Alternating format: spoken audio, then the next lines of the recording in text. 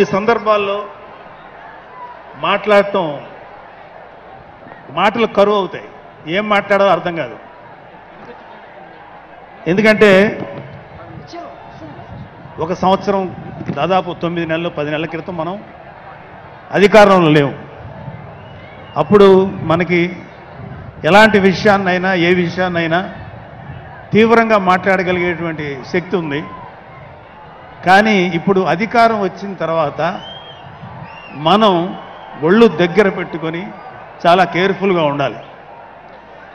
అలా ఒళ్ళు దగ్గర పెట్టుకోకుండా నోటికొచ్చినట్లు మాట్లాడితే ఏం జరుగుతుందో మనందరం కళ్ళారా చూస్తున్నాం. ఇవాళ అహంకారం తలకెక్కి నోటికొచ్చినట్లు మాట్లాడి చిన్న పెద్ద తేడా లేకుండా బిహేవ్ చేసినటువంటి మాట్లాడినటువంటి కొంతమంది ప్రతిపక్ష అని చెప్పలేములేండి, ప్రతిపక్షం లేదు కదా, నాయకులకి ఏం జరిగిందో తెలుసుకున్నాం. కాబట్టి ప్రతి మాట ఆచితూచి మాట్లాడాలి.